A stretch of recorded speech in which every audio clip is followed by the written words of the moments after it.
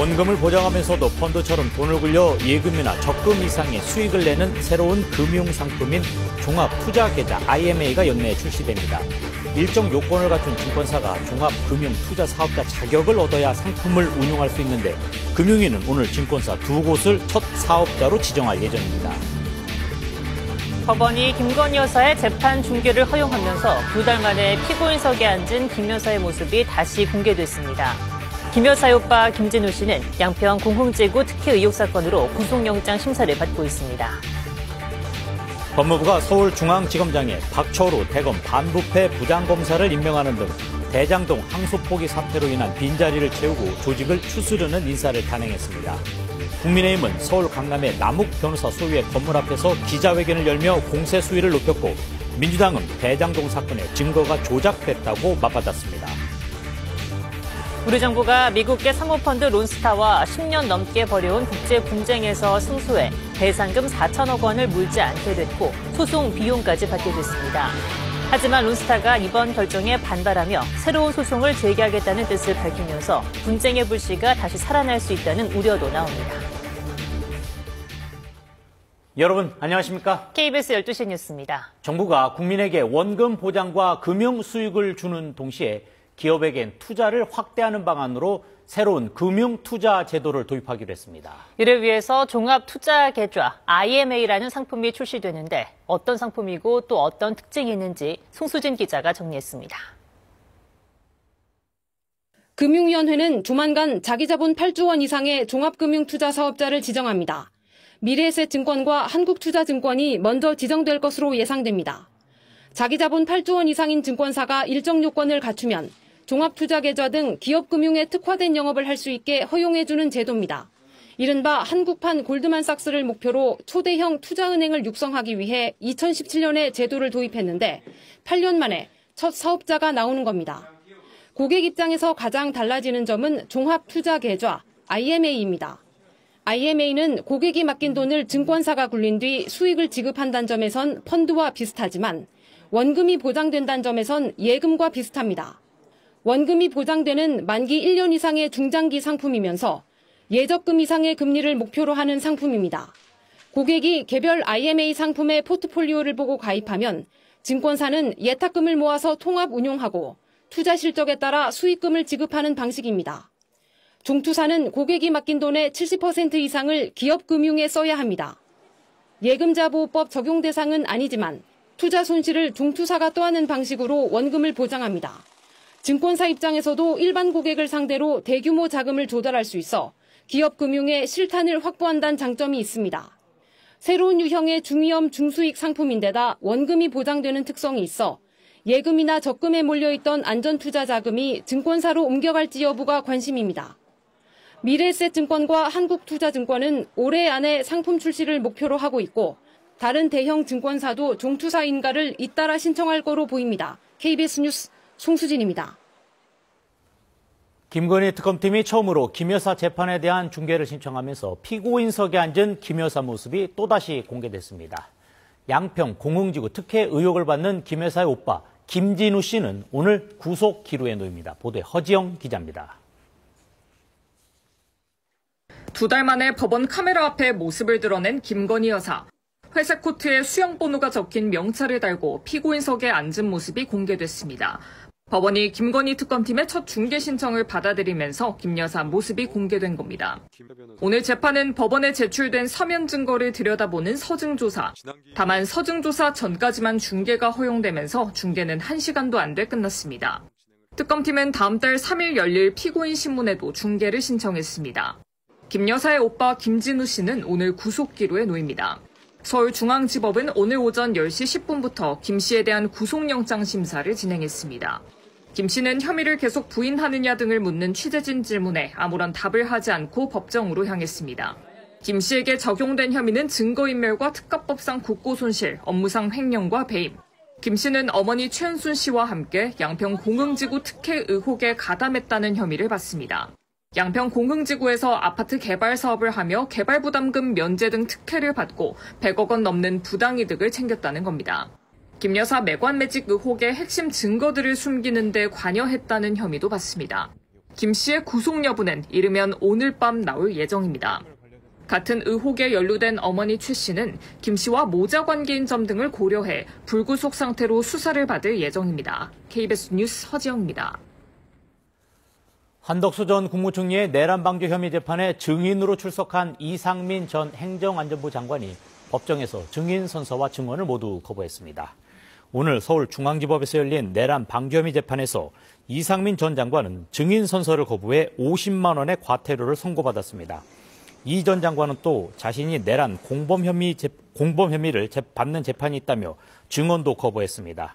한편 재판부는 재판에 출석하지 않은 윤석열 전 대통령과 김용현 전 장관에 대한 강제 구인 영장 집행을 예고했습니다.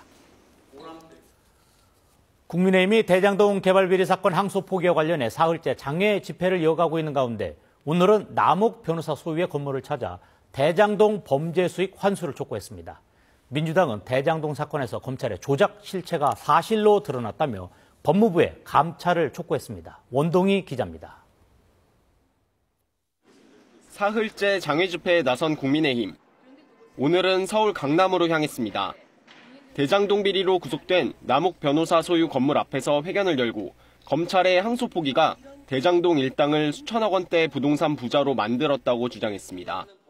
7,800억이라는 엄청난 돈을 민생에 써야 할, 국민을 위해서 써야 할 그 돈을 범죄자들에게 돌려준 심각한 범죄입니다.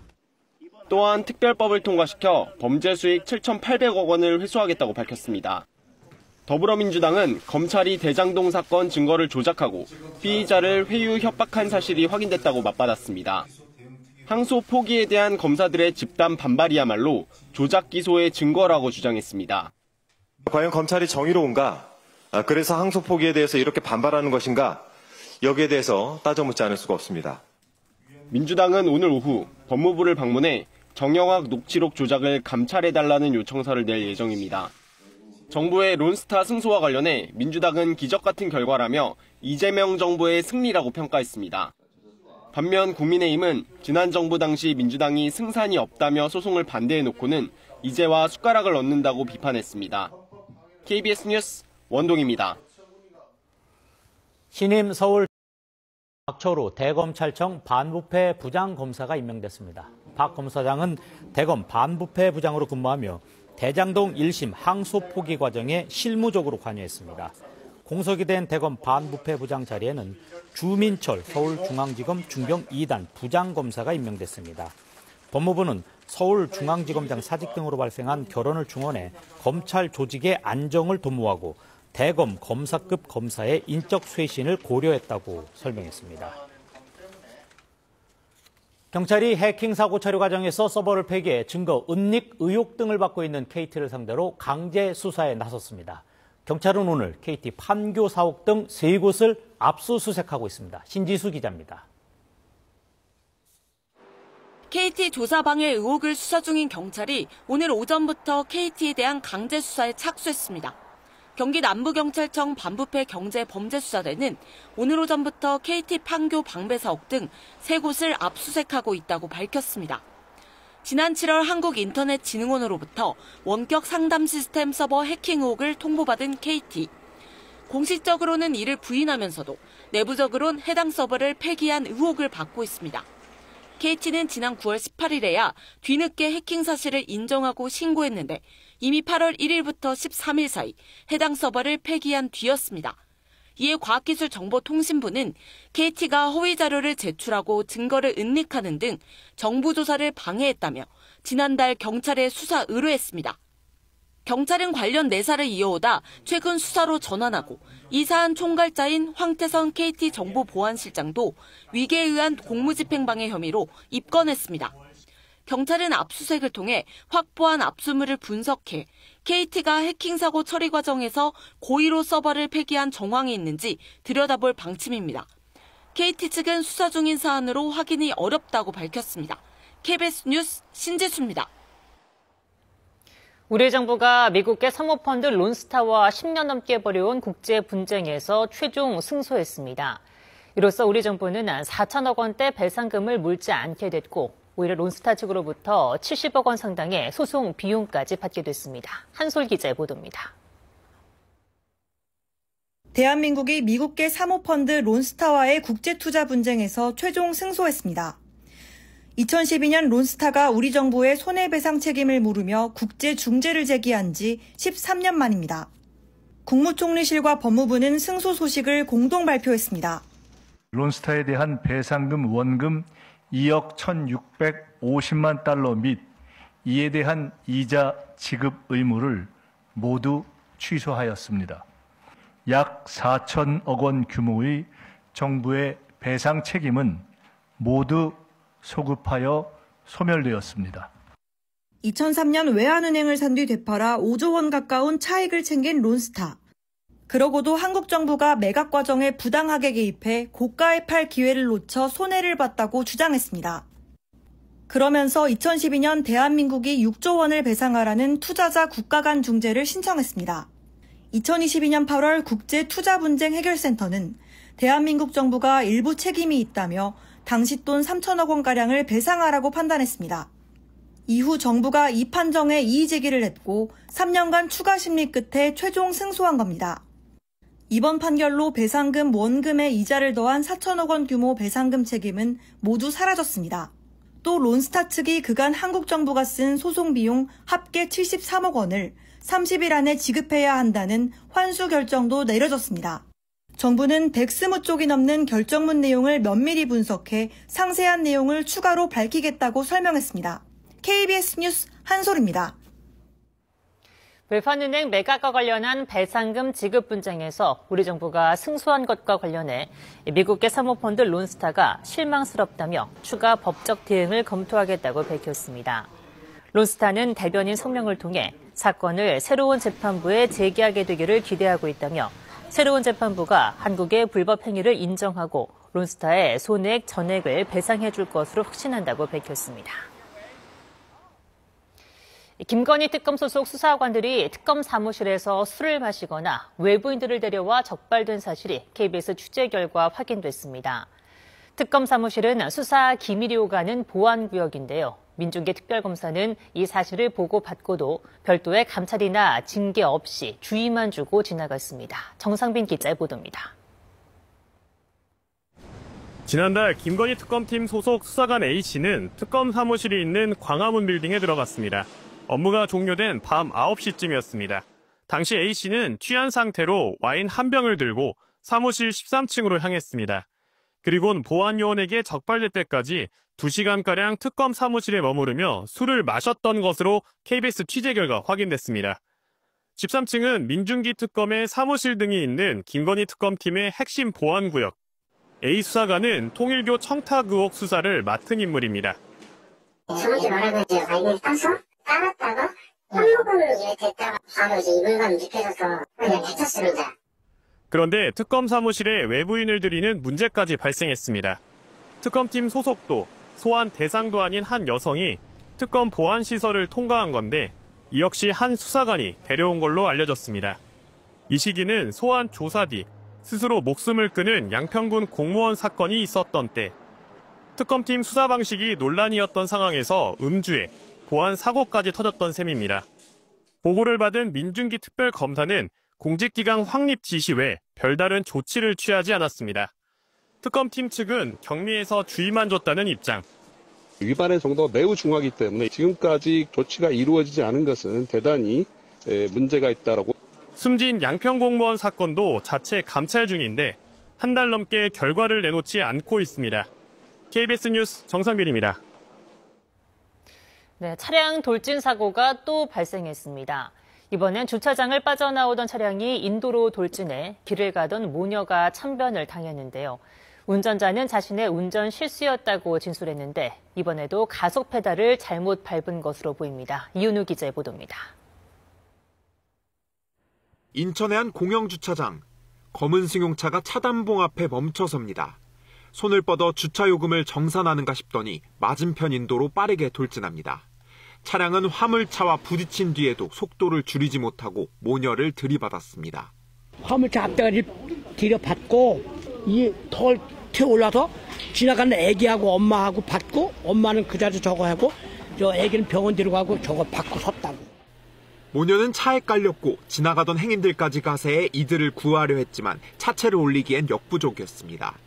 기사분이 이제 내려가지고 다들 도와달라고 해서 다들 차를 들고 했는데 안 빠지더라고요. 그래가지고 도저히 그 차도 무겁고. 사고를 당한 30대 여성은 심정지 상태로 병원으로 이송됐고 2살 딸도 다리 등을 크게 다쳐 병원에서 치료를 받고 있습니다. 사고가 난 현장입니다. 출차 중이던 차량은 차도를 넘어 곧바로 인도까지 직진했습니다. 인도의 간판이 떨어져 나갈 정도의 속도였습니다. 운전자인 70대 남성은 주차요금을 정산하려다 사고를 낸 것으로 조사됐습니다. 운전자 역시 자신의 운전 실수라고 경찰에 진술했습니다. 경찰은 교통사고 처리 특례법상 치상 혐의로 운전자를 입건하고 정확한 사고 경위를 조사하고 있습니다. KBS 뉴스 이윤우입니다. 한국과 아랍에미리트 정상이 인공지능과 원전 기술 등 미래 산업협력 강화 방안을 논의했습니다. 양국 정상은 방위산업 분야에서 제3국 공동 수출도 추진하기로 했습니다. 보도에 손서영 기자입니다. 한국과 아랍에미리트 국기가 나란히 걸린 길을 따라 이재명 대통령이 탄 차량이 대통령궁으로 들어옵니다. 국빈 방문에 맞춰 최고 예우를 갖춘 공식 환영식이 진행됐습니다. 양국 정상은 약 1시간가량 회담을 이어갔습니다. 이번 방문을 계기로 한국과 UAE 간의 협력 관계가 정말로 더 넓게, 더 깊게, 더 특별해지기를 바랍니다. ويسعدني أن نلتقي اليوم مقدرا حرصكم بأن تكون دولة الإمارات المحطة الأولى في زيارتكم للمنطقة. 이 대통령은 양국이 핵심적인 파트너라며 전방위적으로 협력할 준비가 돼 있다고 밝혔습니다. 거래와 계약을 통한 이익 추구라는 것을 넘어서서 모두의 성장과 공동 번영을 향해 거침없이 나아갈 수 있도록 정상회담을 계기로 인공지능과 원자력 신기술, 우주협력 등에 관한 양해각서 7건이 체결됐습니다. 양국 정상은 100년 동행을 위한 새로운 도약을 내건 공동선언문 발표에도 합의했습니다. 방산 분야에선 UAE와 제3국 공동수출을 추진하기로 했습니다. 협력 모델 구축으로 150억 불 규모 이상의 방산 수출 사업에 우리 방산기업의 수주 가능성을 높이게 될 것입니다. 이 대통령은 양국 경제인들이 함께하는 비즈니스 라운드 테이블 행사에 참석한 뒤 파병 아크 부대 장병 격려를 끝으로 UAE 순방 일정을 마무리하고 이집트로 향합니다. 아부다비에서 KBS 뉴스 손서영입니다. 트럼프 미국 대통령과 빈 살만 사우디아라비아 왕세자가 대규모 경제 협력을 선언했습니다. 미국은 원칙을 깨면서까지 최신 전투기를 사우디에 팔기로 했고 사우디는 미국 투자를 1조 달러로 늘렸습니다. 워싱턴 김지숙 특파원의 보도입니다. 군악대 연주와 예포 발사 등 국가 원수급의 환대로 무함마드 빈 살만 사우디아라비아 왕세자를 맞은 트럼프 미국 대통령. 사우디가 사고 싶어 하던 미국의 최신 스텔스 전투기 F-35의 판매도 승인했습니다. We're going to have a deal. They're going to purchase F-35s. They're buying them from Lockheed, and it's a great plane. 중동 지역에선 핵심 동맹인 이스라엘에만 판매해왔는데 기존 원칙을 깬 파격 조치란 평가입니다. 이는 중동의 군사적 균형을 바꿀 수 있는 중대한 결정으로 이스라엘의 군사 우위 약화, 첨단 기술의 중국 유출 가능성에 대한 우려도 제기됩니다. 트럼프 대통령은 사우디와 방위 조약 체결에도 합의했다고 밝혔습니다. 구체적인 내용은 언급하지 않았지만 최근 카타르의 행정명령 형태로 제공한 나토식 방위 공약과 유사한 수준이 될 걸로 보입니다. 트럼프 대통령은 또 사우디 반정부 언론인 카슈크지 암살 배후에 빈살만 왕세자가 있다는 의혹에 직접 반박하기도 했습니다. 앞서 미 정부 당국은 왕세자가 카슈크지의 암살을 승인했다고 결론 내렸었습니다. 이에 빈살만 왕세자도 화답했습니다. 대미 투자액을 기존에 발표했던 6천억 달러에서 1조 달러로 늘리겠다고 공언했습니다. We're going to announce that we are going to increase that $600 billion to almost $1 trillion of investment, real investment and real opportunity by details in many areas, and the agreement that we are signing today. 다만 사우디의 대미 투자 규모는 현실적이지 않다는 지적이 나옵니다. 미국 언론들은 현재 사우디의 현금이 부족한 데다 1조 달러는 사우디 연간 경제 규모와 비슷한 수준이라고 짚었습니다. 워싱턴에서 KBS 뉴스 김지숙입니다. 미국 하원이 미성년자 성착취범인 앱스타인과 관련된 수사 기록을 공개하라는 내용의 법안을 압도적 찬성으로 통과시켰습니다. 이 문건이 정식으로 공개되면 미국 정계와 재계에 큰 파장을 불러올 거란 예상이 나오고 있습니다. 워싱턴 김경수 특파원의 보도입니다. 억만장자 출신 미성년자 성착취범 앱스타인 관련 문건 공개 법안이 현지 시각 18일 찬성 427명, 반대 1명으로 미국 하원을 통과했습니다. 법안에는 지난 2019년 수감 중 사망한 제프리 앱스타인 관련 수사 기록 등을 법무부가 공개하도록 하는 내용 등이 담겼습니다. But it's not just a victory today if this vote prevails for those survivors. It's a victory for every person, man or woman, boy or girl, who's been victimized sexually in this country. 트럼프 대통령이 하원 표결을 앞두고 기록 공개 찬성 쪽으로 돌연 입장을 바꿨는데 공화당 내에서도 압도적 찬성이 나온 계기가 됐습니다. 다만 트럼프의 입장 급선의 배경엔 공화당 내 내부 이탈표가 적지 않을 것으로 예상됐기 때문이란 분석도 나옵니다. 각종 의혹에 대해 트럼프 대통령은 앱스타인과 한때 교류한 것은 맞지만 범죄에 가담한 적은 없다면서 자신은 숨길 것이 없다는 점을 여러 차례 강조해왔습니다. I have nothing to do with Jeffrey Epstein. I threw him out of my club many years ago because I thought he was a sick pervert. But I guess I turned out to be right. 하원을 통과한 문건 공개 법안은 대통령 서명을 남겨놓게 됐습니다. 트럼프 대통령은 법안이 넘어올 경우 거부권을 행사하지 않겠다고 밝힌 상황입니다. 향후 문건 공개가 본격화하면 미국 정재계에 큰 태풍을 일으킬 수 있다는 관측도 나옵니다. 워싱턴에서 KBS 뉴스 김경수입니다. 최근 폴란드와 우크라이나를 잇는 철로가 폭파됐는데 폴란드 당국이 러시아에 포섭된 우크라이나인들을 용의자로 지목했습니다. 용의자 2명은 오랫동안 러시아 비밀 당국에 협력해 왔다고 덧붙였습니다. 안다영 특파원의 보도입니다. 철로 손상으로 운행 중이던 기차가 멈춰섰습니다. 현지 시각 지난 16일 폴란드 수도 바르샤바와 우크라이나 국경을 연결하는 철로의 2개 지점이 폭발로 망가졌습니다. 사건이 발생한 곳은 하루 100대 이상의 열차가 통과하는 주요 지점입니다. 특히 우크라이나로 무기와 원조 물자를 실어 나르는 핵심 철로이기도 합니다. 외국 정보기관을 배후로 지목하고 수사를 벌여온 폴란드 정부가 사건 발생 이틀 만에 용의자를 특정했습니다. 폴란드는 러시아 정보기관에 포섭된 우크라이나인 2명이 범행을 저지른 것으로 보고 있습니다. 용의자들이 오랫동안 러시아 비밀 정보국에 협력해왔으며 사건 직후 폴란드를 벗어났다고도 설명했습니다. 외국 정보기관을 위한 테러적 성격의 사보타주 공격이라고 규정했습니다. Zdarzenia miały charakter intencjonalny, miały swoich sprawców i ich celem było doprowadzenie do katastrofy w ruchu kolejowym. 러시아는 즉각 반발했습니다. 크렘린궁은 폴란드에 러시아 혐오증이 만연하고 있다며 러시아 배후설을 부인했습니다.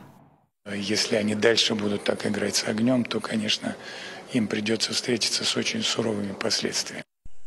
우크라이나 전쟁 발발 이후 폴란드를 비롯한 유럽 국가에서 방화와 사보타주, 사이버 공격뿐 아니라 최근엔 정체불명의 드론 출몰까지 잇따르고 있습니다.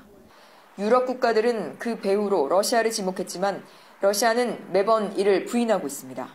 파리에서 KBS 뉴스 안다영입니다. 기후 환경 뉴스 기후는 말한답니다.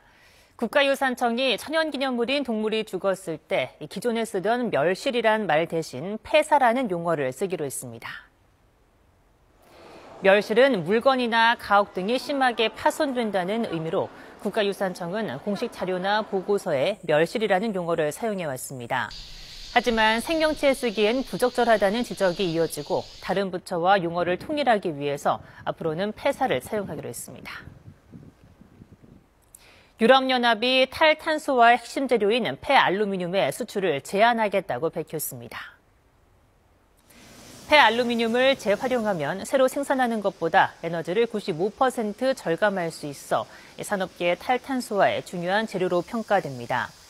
그동안 유럽연합은 폐알루미늄은 아시아 지역에서 수입량이 크게 늘었는데 내년 봄부터는 EU가 수출에 제한을 두면서 영향을 받을 것으로 보입니다. 네, 석재를 캐낸 뒤 복구 작업이 제대로 되지 않은 상태에서 방치되고 있는 채석장들이 적지 않습니다. 3년 전 복구를 마쳤다는 경남 지역의 한 채석장을 확인해봤더니 복구라는 말이 무색할 만큼 엉망이었습니다. 손원혁 기자가 현장에 다녀왔습니다. 2012년부터 10년 동안 운영된 거제시의 한 채석장입니다. 사업자는 복구를 마쳤다며 2022년 11월 거제시로부터 준공 승인을 받았습니다. 하지만 3년이 지난 현장은 복구라는 말이 무색할 정도, 낙석 방지를 위해 설치된 망은 뜯겨 있고 나무를 심기 위해 비탈면에 쌓은